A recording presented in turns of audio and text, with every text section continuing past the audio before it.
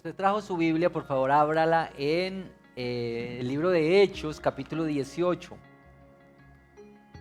Si no trajo su Biblia, puede leer, puede seguirnos la lectura en las pantallas. Vamos a leer la palabra del Señor. Estamos en nuestra serie que se llama Hasta lo último de la tierra, en la que estamos dando un recorrido cada domingo por un capítulo de este libro fascinante de Hechos, Hechos de los Apóstoles, Hechos de la Iglesia, Hechos del Espíritu Santo. Vamos a leer en este libro el capítulo 18, versos del 1 hasta el 11. ¿Estamos listos, cierto? Bueno, aquí vamos. Después de esto, Pablo salió de Atenas y fue a Corinto. Allí se encontró con un judío que se llamaba Aquila, natural del Ponto, quien acababa de llegar de Italia con Priscila, su mujer, pues el emperador Claudio había ordenado a todos los judíos que salieran de Roma. Pablo fue a verlos, y como él era del mismo oficio, se quedó con ellos y trabajaban juntos, pues el oficio de ellos era hacer tiendas de campaña. Y discutían en la sinagoga todos los días de reposo, tratando de persuadir a judíos y a griegos. Cuando Silas y Timoteo llegaron de Macedonia, Pablo comenzó a dedicarse por completo a la predicación de la palabra, testificando solemnemente a los judíos que Jesús era el Cristo. Pero cuando los judíos se le opusieron y blasfemaron, él sacudió sus ropas y les dijo: su sangre sea sobre sus cabezas. Yo soy limpio, desde ahora me iré a los gentiles.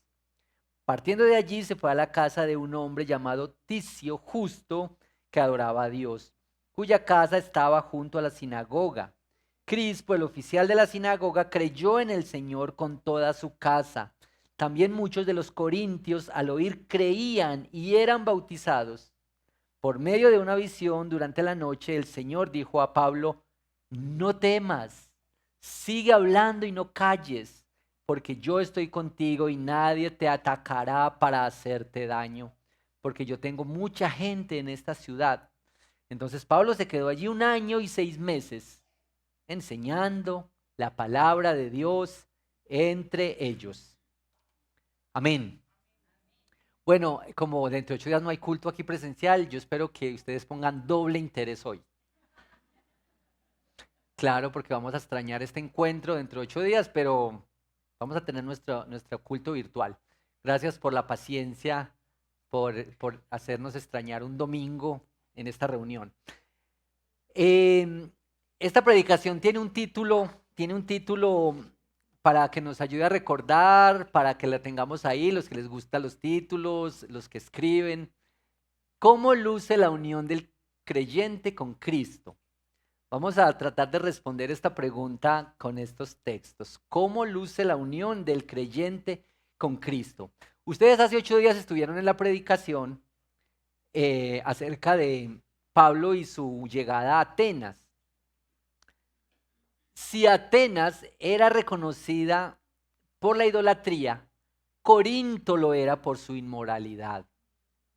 En esta ciudad, capital de Acaya, una provincia del Imperio Romano, Pablo con estos otros creyentes anunció el evangelio de Jesús, hubo conversiones y cambios, como lo vamos a ver.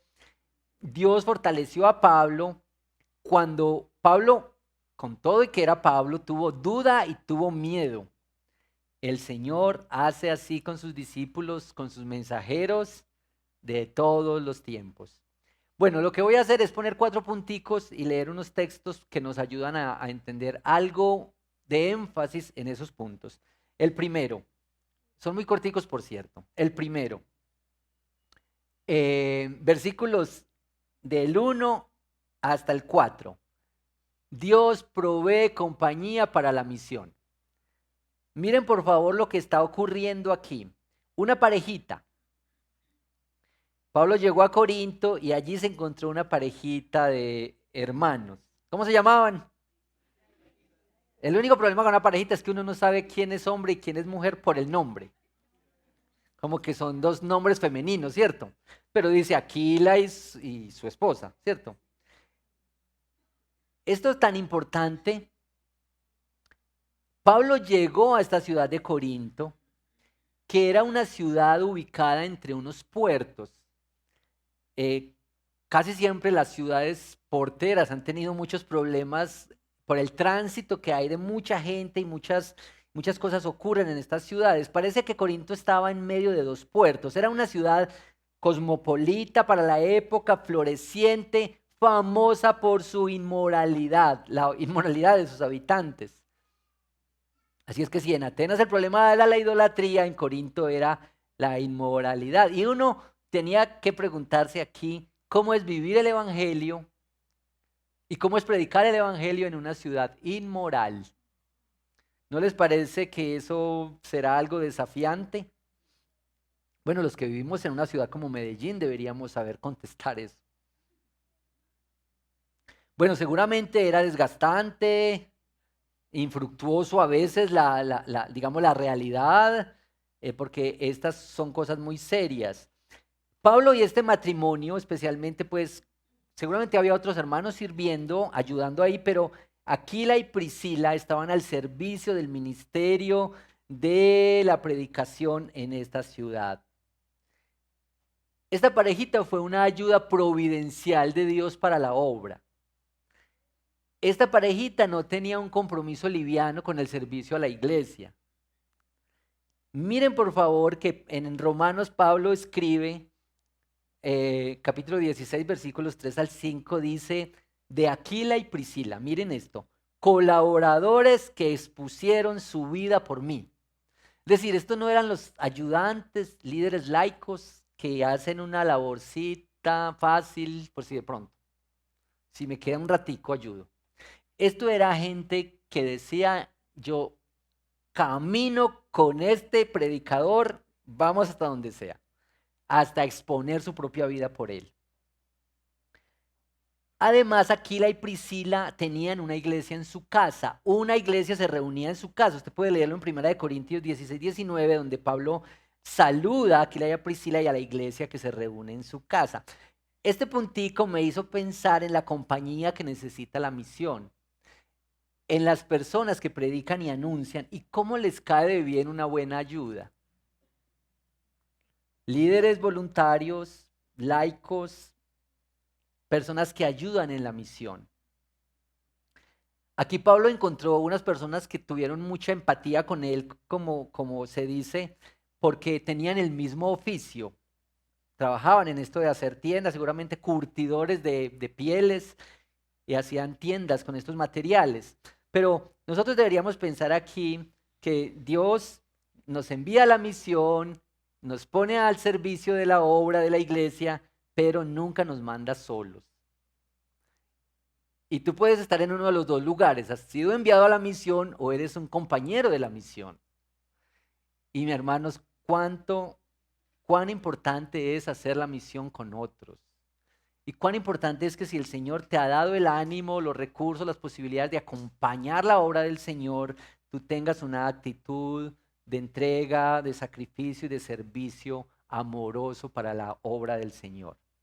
¿Listo? Ese es el primer punto. ¿Sí ven qué cortico? Segundo punto, versículos 5 y 6. Aquí está. Dios reprende la dureza del corazón. Miren lo que está pasando aquí. Cuando Silas y Timoteo llegaron a Macedonia, Pablo comenzó a dedicarse por completo a la predicación de la palabra, testificando solamente a los judíos que Jesús era el Cristo. Pero cuando los judíos se le opusieron y blasfemaron, él sacudió sus ropas y les dijo, su sangre sea sobre sus cabezas. Yo soy limpio, desde ahora me iré a los gentiles. Estamos hablando de los judíos, que eran el pueblo del Señor desde la fundación del pueblo del Señor, desde Abraham. Estamos hablando de los judíos que eran la nación que el Señor conformó, que eran la iglesia del Señor. Estos eran los judíos. Quizá estos se habían conformado con cosas de la tradición religiosa, de guardar la ley, de la circuncisión, como vimos hace unos días, pero ahora estos son los que rechazan la predicación del evangelio. Quizá nos hace pensar en las formas religiosas que vamos incorporando en la vida, pero que cuando llega la predicación que toca el alma y nos pide cosas profundas, ahí sí mejor no. Las palabras que usa aquí el escritor Lucas, que escribe Hechos, dice que los judíos se le opusieron y blasfemaron. Es decir, no estamos hablando de algo liviano. Estos judíos se le opusieron y blasfemaron frente a lo que Pablo estaba predicando. Y lo que ocurre aquí es una tradición que había, una forma que había de sacudirse los pies o sacudirse la ropa como una expresión. Y dice, vea, yo ya no soy responsable por ustedes. Se les dijo, se les advirtió, se les explicó. Desde ahora miré a los gentiles. Esto que Dios reprende la dureza del corazón. Mire que yo creo que el rechazo frecuente a la palabra del Señor va a tener un límite en la vida. Me vino Romanos 1:24 al 32 en esta reflexión. Lo que está pasando en Romanos 1:24 al 32 es un duro relato de la disciplina de Dios cuando las personas cambiaron la gloria de Dios por una imagen. Y lo que dice Pablo en Romanos, en estos 8 versículos, es: Dios los entregó. Dios los entregó a la impureza, en la lujuria de sus corazones. 3 veces en estos 8 versículos, quienes están tomando nota, Romanos 1, del 23 al 32, 3 veces dice: los entregó, los entregó, los entregó. No es que a Dios no le importó, eso es otra cosa. No es que a Dios no le importó, Dios los entregó, no fue un agente pasivo en la situación, Dios los entregó. Yo creo que a veces la disciplina del Señor luce así. Mis hermanos queridos, las personas viven a su manera, viven en rebeldía, hacen lo que les da la gana, desobedecen deliberada y descaradamente, ¿y saben qué? Les va bien. Prosperan, tienen placeres, les va bien en el negocio, hacen trampa y les va bien. Pues yo he visto eso. Mis hermanos queridos, la prosperidad no siempre resulta de la bendición de Dios. Algunas personas podrían estar siendo prosperadas y podría ser parte del proceso de la disciplina de Dios en su vida. Porque a veces la prosperidad llega como fruto de un corazón rebelde, desconectado, desinteresado de los propósitos de Dios. Así es que ten cuidado si dices bendecida y afortunada. Quizá esa bendición del Señor pueda ser parte de una disciplina del Señor para ti. Podría ser que estás prosperando y que tienes muchas cosas buenas, pero hay un corazón endurecido a la voz del Señor, a los propósitos del Señor, a los planes del Señor. Miren que este salmo que estamos leyendo hoy en las oraciones, el Salmo 95, dice el versículo 7, 8, si oyen hoy su voz, no endurezcan su corazón. Y esto es una cita de Éxodo 17, donde el pueblo del Señor que ha sido rescatado de Egipto está caminando por el desierto. Y este pueblo, que es el pueblo del Señor, que está dirigido por Moisés, que el Señor les mostró con señales que son su pueblo, que Él se los va a llevar a la tierra. Este pueblo entra en una tremenda discordia con Moisés y con Dios. ¿Y por qué? Porque tenían sed y no había agua. Y entonces ellos empezaron a renegar de su condición. En Egipto estábamos mejor. En Egipto teníamos comida, teníamos tremendas cosas en Egipto, pero ahora nos han traído a este desierto. Y entran en esta pelea, una contienda con Moisés, y lo que dice el salmista es que tentaron al Señor. La sed los llevó a cuestionar la un momento, una necesidad insatisfecha los llevó a pensar, ahora Dios Dios nos abandonó, Dios nos dejó. No se acuerdan de la libertad que implica la salida de Egipto. No se acuerdan que son un pueblo distinto, escogido, una nación que está siendo llevada. No, solo piensan que tienen sed y que esto es muy duro. Reniegan por esta necesidad. Y en este camino, dice el salmista, endurecieron su corazón. No endurezcas tu corazón, dice el salmista. Y yo creo que endurecer el corazón es fácil. Uno podría endurecer el corazón por distintas cosas. Uno, porque no ve que el Señor le responde las cosas que uno quiere ligero. Tanto tiempo orando por eso y el Señor no. Yo tantas necesidades que tengo y el Señor no me responde. Yo tanto que sufro y el Señor no me responde. Y yo oro por esa persona y antes se muere. Este Dios no. Este Dios no. Y el salmista dice, si oyes su voz, no endurezcas tu corazón.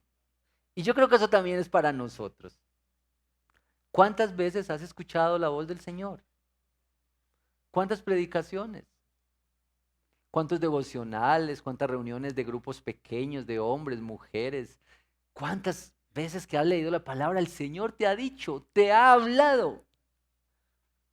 Esta es la palabra de Dios. Ten cuidado de no rechazar la palabra de Dios para que tu corazón no se endurezca. El corazón puede encallecerse. Ustedes saben lo que es un callo, ¿cierto? Eso le dan pues mucho a los que trabajan con la mano, con las manos. Que la piel crea ese callo encima y es como una acumulación de células muertas que no duelen. Entonces quien tiene callos puede hasta cortarse esa piel y no duele. Se puso insensible porque creó esa capa. Yo creo que el corazón se puede volver así. Y luego vienes el domingo y tienes una predicación poderosa. Pero no hay nada de efectos que entran a tu vida, no hay cambios, no se produce nada y el corazón se va poniendo encallecido. Y esta advertencia es muy seria. Si escuchan hoy su voz, no endurezcan su corazón, así como le pasó al pueblo del Señor allá en Meribá, dice el Salmo 95. Bueno, aquí voy muy rápido. Número 3, lo que vemos en este texto de Hechos es que la predicación produce cambios. La predicación produce cambios. Y la razón por la que produce cambios está en el punto 4, ya se les voy a decir, pero miren por favor, versículos 7 y 8. Partiendo de allí se fue a la casa de un hombre llamado Ticio Justo que adoraba a Dios, cuya casa estaba junto a la sinagoga. Crispo, el oficial de la sinagoga, creyó en el Señor con toda su casa.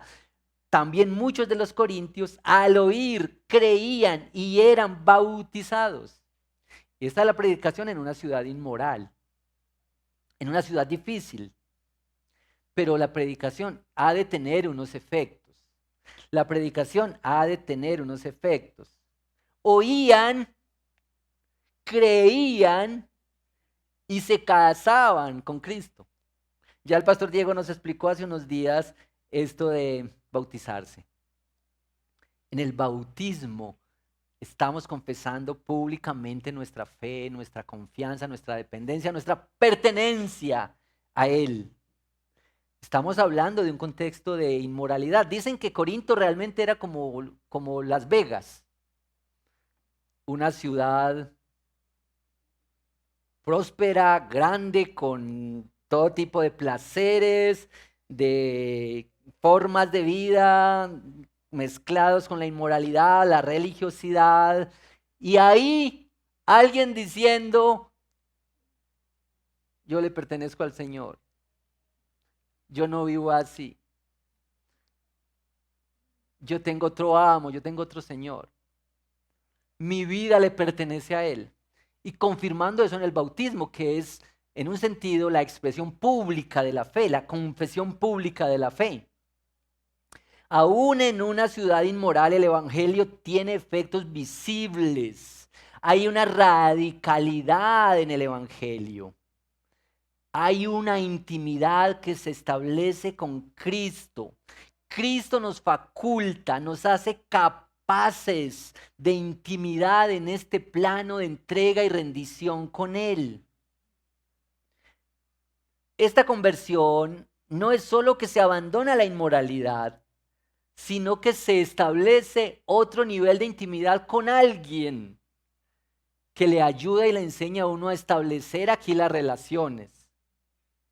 Y no es al revés, porque lo que ocurre a menudo es que nosotros buscamos aquí, en estas relaciones comunes, cercanas, con familia, en relaciones de pareja, buscamos llenar el hambre de nuestra alma. Mis amigos, primero es esta comunión íntima y profunda con el Señor, que tú le dices a Él, yo te pertenezco a ti, tú me perteneces a mí. La unión del creyente con Cristo da esto. Posiblemente la conversión de mucha gente generó la animosidad entre los judíos, conversiones que trajeron problemas culturales. Yo me estaba preguntando cuando leía esto, ¿cómo será que tengan que cerrar unos 3 o 4 bares nocturnos en Medellín? Porque ya no tiene clientes. Porque es que los cristianos ya no viven así. Porque la gente ha conocido a Cristo, ha cambiado sus formas. Pero ¿qué tal si hay unos efectos sociales de la obra que Cristo está haciendo en tu corazón? Pablo fue rechazado y fue despreciado, lo vamos a ver un poquito más adelante, pero mira, yo creo que las conversiones auténticas, que son una noticia extraordinaria, una nueva vida, bautizos, traen problemas. ¿Te ha generado algún problema ser cristiano? ¿Te han echado de algún grupo? ¿Te han hecho bullying? Deberían. Porque los cristianos ya no encajamos en unos cuadros. Porque los cristianos ya no vemos de cierta manera la vida, ya no comulgamos con ciertas cosas, con ciertas prácticas, porque deberíamos incomodar en ciertos ambientes. Deberían echarnos de algunos lugares, aunque lo mejor sería huir de ahí. La conversión auténtica produce cambios hacia afuera, pero ha producido unas cosas primero adentro. Cambio de dueño, cambio de formas, se abandonan los atajos, hay una responsabilidad mayor, pero es por lo que Cristo está produciendo en nosotros. Y yo quiero decir algo de claridad ahí. Yo no quiero predicarles que ustedes cambien, simplemente cambien de formas de vida, que se comporten de cierta manera, que eviten ir a ciertos lugares y coman ciertas cosas o se vistan de cierta manera. Eso solo es resultado hacia afuera. El Evangelio es esta noticia que nuestro problema mayor está en nuestro corazón y que hasta que no rindamos nuestro corazón y establezcamos una intimidad con este Salvador y con este Señor, no vale la pena los cambios hacia afuera. Cualquiera lo puede hacer, cualquiera puede reemplazar un ídolo por otro. Si nos quedamos solo con la cosa externa y los cambios externos son frutos de la religión, de pensar que es por esto que hacemos, tú puedes abandonar este ídolo y a la vuelta de la esquina conseguir otro. Tal vez el ídolo del orgullo para decir, yo era así y ya no. Yo iba a esos lugares y ya no. Yo pensaba eso, pero ya no. Y tal vez estás cultivando el ídolo del orgullo en tu corazón. Así es que los cambios afuera, si no son fruto de la obra profunda del corazón, la obra profunda que el Señor hace en el corazón, podrían ser solamente apariencia y podrían ser que a la vuelta de la esquina tienes otro Dios, más grande, quizá más robusto, un Dios que te absorbe más. El Evangelio nos cambia desde adentro, desde nuestra alma y desde nuestro corazón. Bueno, la predicación produce cambios. ¿Sabes por qué? Especialmente el punto 4, con estos 3 versículos del 9 al 11. Porque Dios es el que está presente en la misión. Cuando uno anuncia, cuando uno se predica a uno mismo, cuando el evangelio le es predicado a uno, el evangelio produce cambios, la predicación produce cambios porque Dios está presente en esa misión. Mira lo que está pasando aquí. Versículos 9 al 11. Por medio de una visión durante la noche, el Señor dijo a Pablo: no temas, sigue hablando y no calles, porque yo estoy contigo y nadie te atacará para hacerte daño, porque yo tengo mucha gente, mucho pueblo, dice en otra versión, en esta ciudad. Entonces Pablo se quedó allí 1 año y 6 meses enseñando la palabra de Dios entre ellos. Miren por favor esto, qué hermoso. Una visión. Y el Señor le habla directamente al oído. Qué hermoso. Imagínense que esta noche mientras dormimos el Señor nos hable así. No tengas miedo. Sigue hablando y no te calles, porque yo estoy contigo. Y por supuesto, si el Señor le está diciendo a Pablo no calles, no tengas miedo, es porque Pablo, si no tenía miedo, lo iba a tener.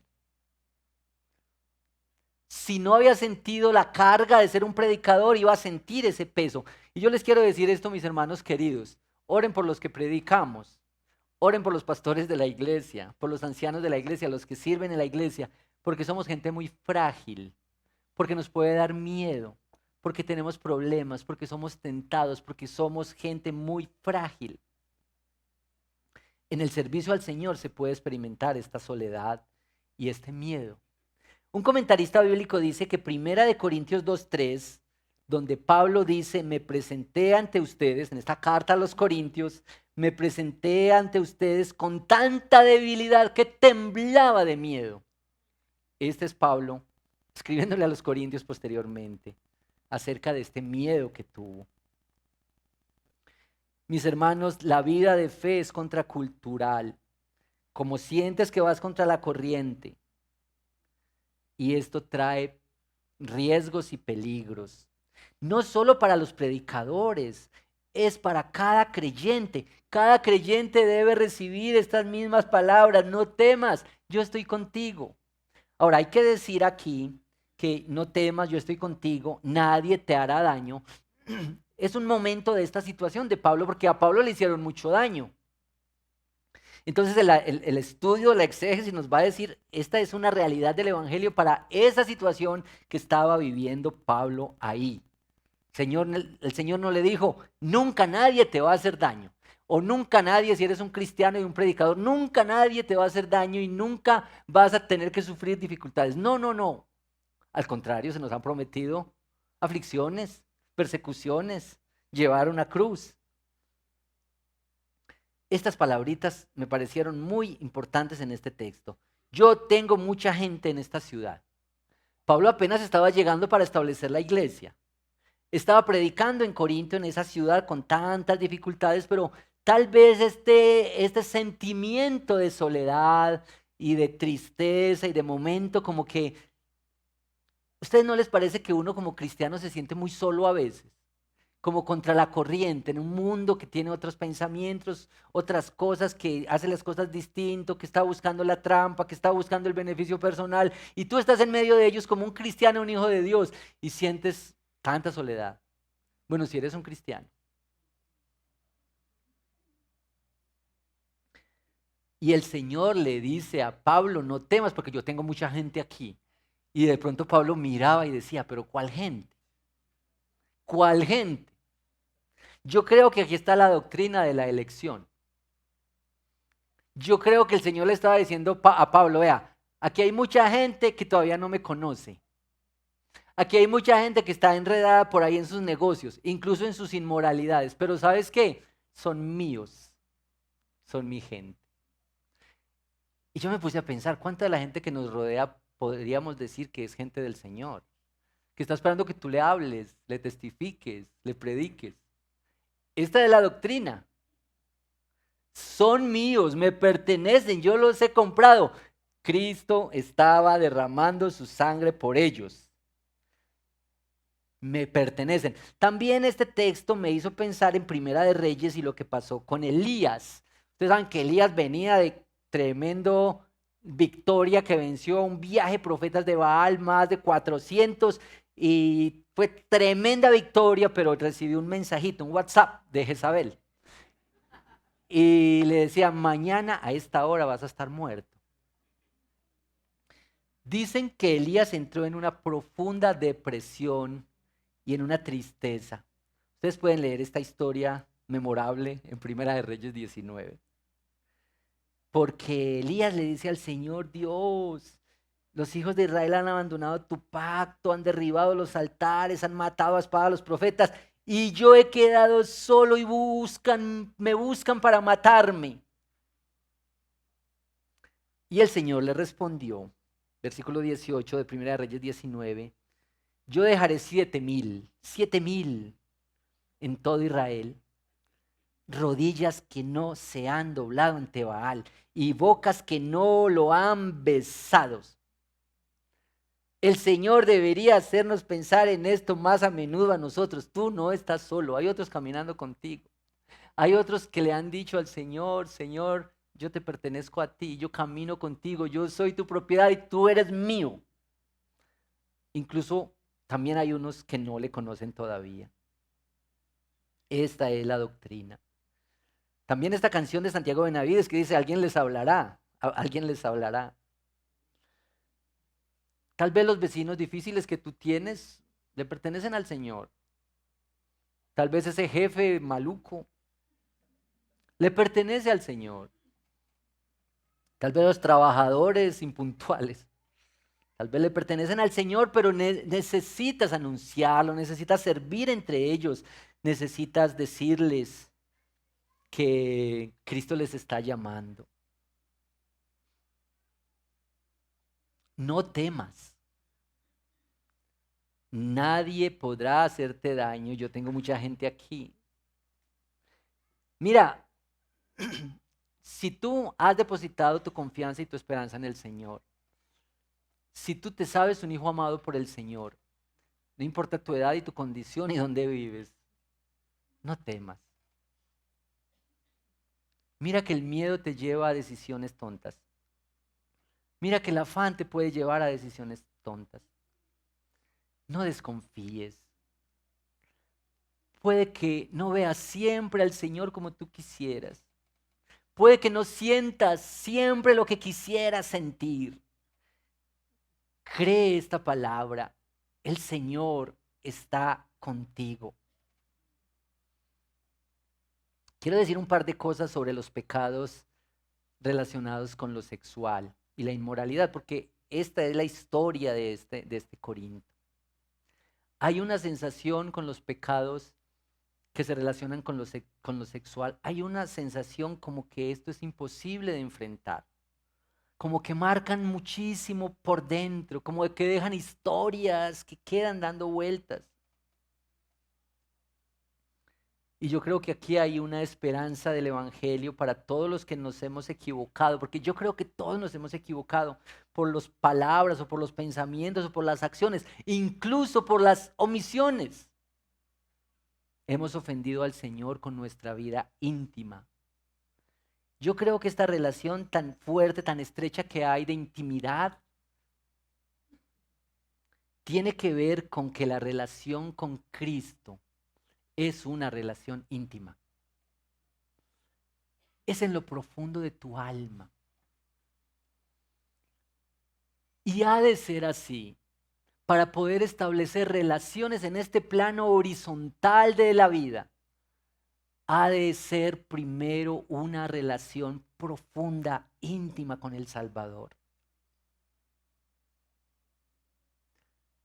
Estas dos aplicaciones sobre esto para que vamos terminando.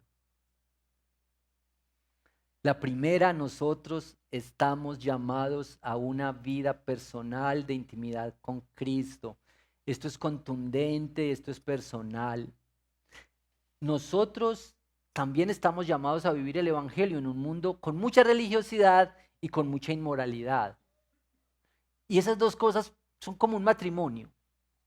Lo vemos en la Biblia que hasta había templos templos donde hacían sacrificios sexuales para los dioses paganos. Hay una conexión profunda entre la vida íntima y la vida espiritual. ¿Pero por qué? Yo creo que es porque Cristo demanda de nosotros una vida de comunión íntima con Él para poder establecer nuestras relaciones aquí. Hermanos queridos, nosotros estamos llamados a vivir el Evangelio aquí. ¿Qué hacemos si el Señor nos puso en esta ciudad? Nos pudo haber puesto en otra ciudad menos inmoral, pero nos puso aquí. Pero ten en cuenta esto, mi hermano querido y mi hermana querida. Nosotros no estamos en un terreno neutral. Si nosotros hemos sido salvos por Cristo, si Él nos ha llamado, nosotros estamos en guerra. Nosotros estamos en una guerra personal. Y aunque es personal, el Señor ha provisto a otros para caminar con nosotros, para ayudarnos a lidiar con estas batallas. Ni un día deberíamos perder esto de la mente.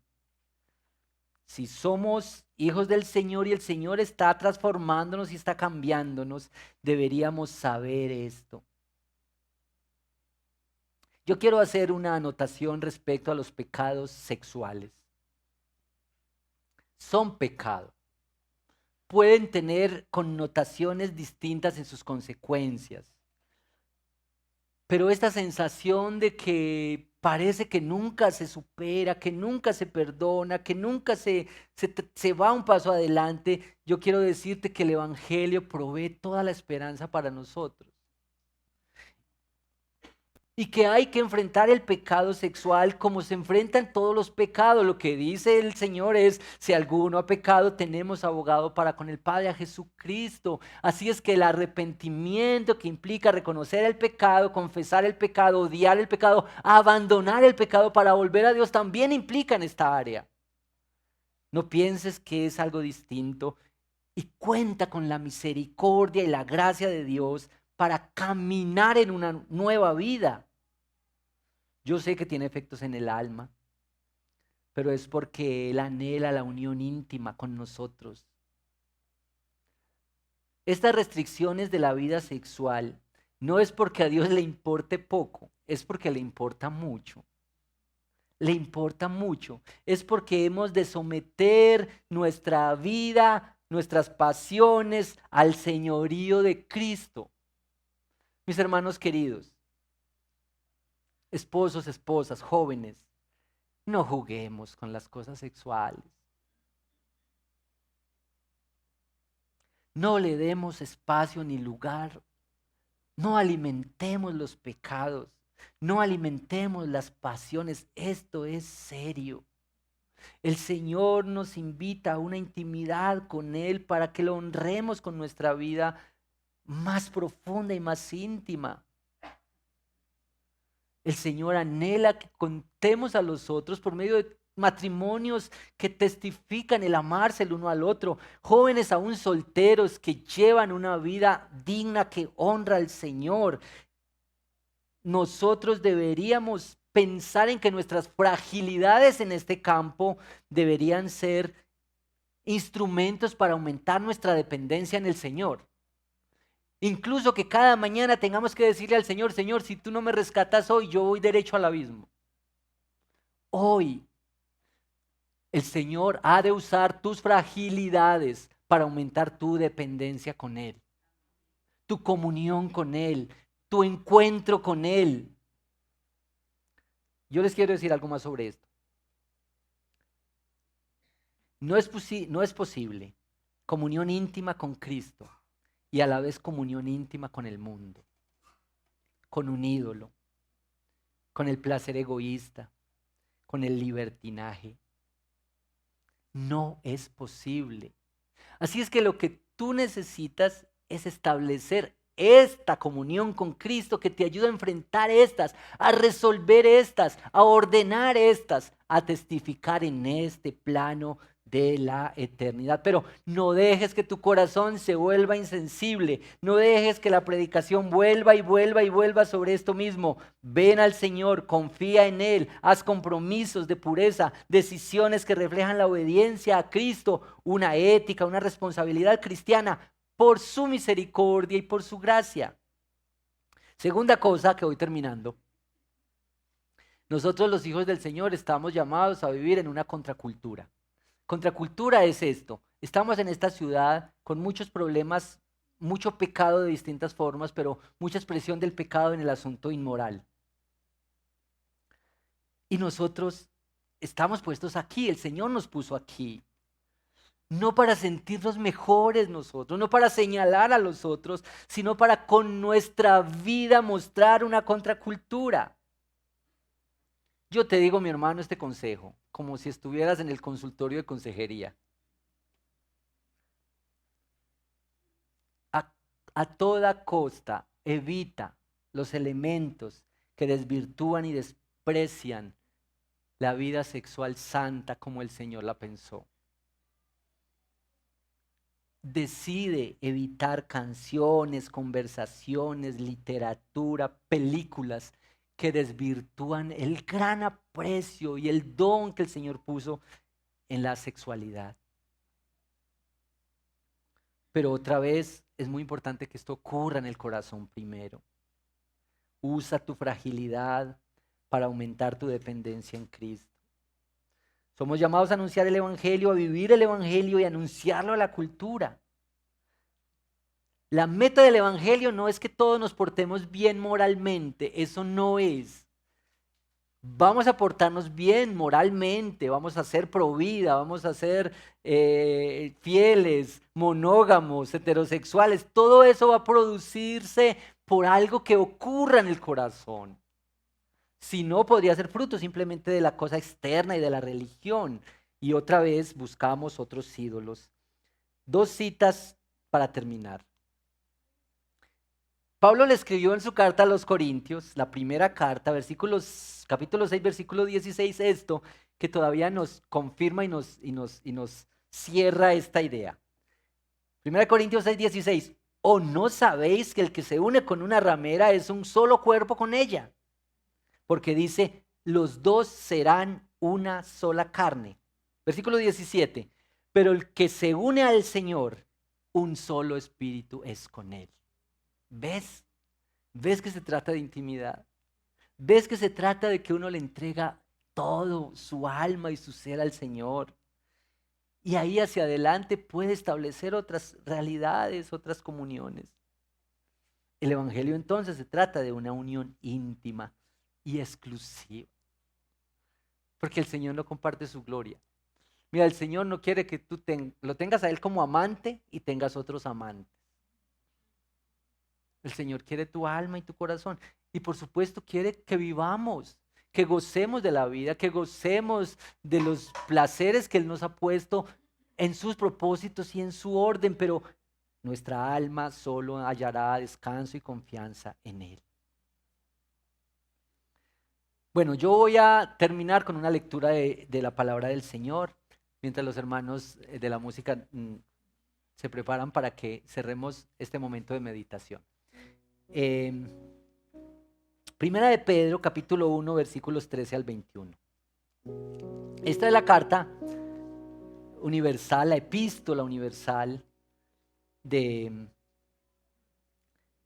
Pedro. Escuchen por favor, si usted quiere, en este momento no lea, si quiere escuche por favor estas palabras que Pedro le escribía a la iglesia y nos escribe a nosotros.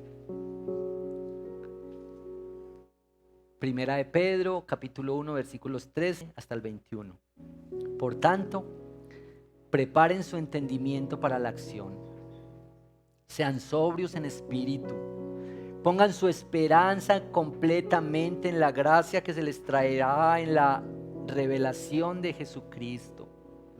Como hijos obedientes, no se conformen a los deseos que antes tenían en su ignorancia, sino que así como aquel que los llamó es santo, así también sean ustedes santos en toda su manera de vivir, porque escrito está: sean santos porque yo soy santo. Y si invocan como Padre a aquel que imparcialmente juzga según la obra de cada uno, condúzcanse con temor durante el tiempo de su peregrinación. Ustedes saben que no fueron redimidos de su vana manera de vivir heredada de sus padres con cosas perecederas como oro o plata, sino con la sangre preciosa, como de un cordero sin tacha y sin mancha, la sangre de Cristo. Porque Él estaba preparado desde antes de la fundación del mundo, pero se ha manifestado en Él en estos últimos tiempos por amor a ustedes. Por medio de Él son creyentes en Dios, que lo resucitó de entre los muertos y le dio gloria, de manera que la fe y esperanza de ustedes sean en Dios. Amén.